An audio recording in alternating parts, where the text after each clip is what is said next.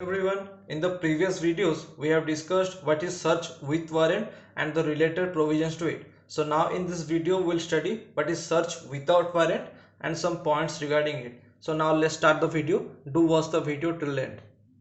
So a magistrate is competent to issue a search warrant as previously discussed, may direct a search to be made in his presence if he considers it advisable, and in such case it would not be necessary to formally issue a search warrant. So the related provision is section 103. It says any magistrate may direct a search to be made in his presence of any place for the search of which he is competent to issue a search warrant. He is competent to issue a search warrant, but in his presence there is no need to issue a search warrant. So, thus the search can be made without warrant. So now let's discuss further. A citizen should have in his house a full and free life undisturbed by executive actions. However, in the larger interest of the administration of justice, it becomes necessary that public officers engaged in investigations and inquiries relating to offences or suspected offences should be afforded fair and reasonable facilities for searches. The decision as to whether a search of a citizen's house is essential in the larger interest of society ought to be basically a judicial decision. Therefore, the duty of balancing the two conflicting considerations in diverse circumstances has been vested in the magistrate or court issuing search warrants under the provisions of the code. But section 165 of the code has been enacted as an exception to this general law of searches because it is recognized that in certain exceptional emergencies it is necessary to empower responsible police officers to carry out searches without first applying to the courts for authority. Thus, section 165 of the CRPC lays down the following provisions. Please go through the section in your barrack, then I will discuss it in point wise. So I have discussed section 165 in the following points. The first one is the police officer conducting the investigation should have reasonable grounds for believing that anything necessary for the purposes of an investigation into an offense. Firstly, the police officer must have reasonable grounds. Secondly, he is authorized to investigate the place within the limits of the police station of which he is in charge or attached. Second is authorization. Thirdly, the thing to be searched, in his opinion, cannot be otherwise obtained without undue delay. Third point is undue delay. Fourth point, such officer, after recording in writing the grounds of his belief and specifying in such writing the thing for which search is to be made, search or cause the search to be made for such thing in any place within limits of such station. Fourthly is recording the grounds of his belief. Fifth point, the police officer shall, if practicable, conduct the search in person. The search in person is the fifth point.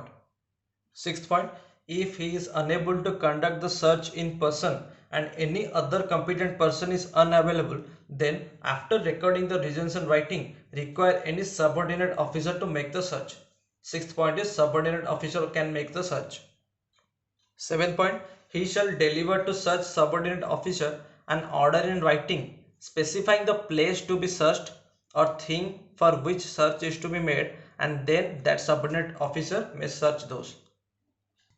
Eighth point, provisions related to search warrants and general provisions under section 100 shall apply to a search under this section. That means the provisions of section 100 shall apply to this search.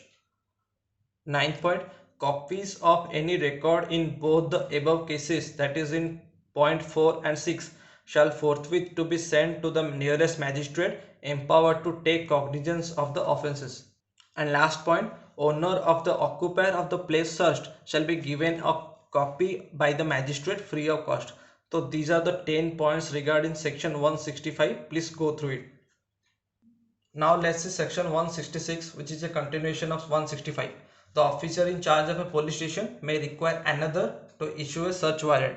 Firstly, the officer in charge of a police station or any officer not below the rank of sub-inspector making an investigation may require the officer in charge of another police station of the same or different district to cause a search to be made in any place in any case in which the former officer might cause such search to be made within the limits of his own station.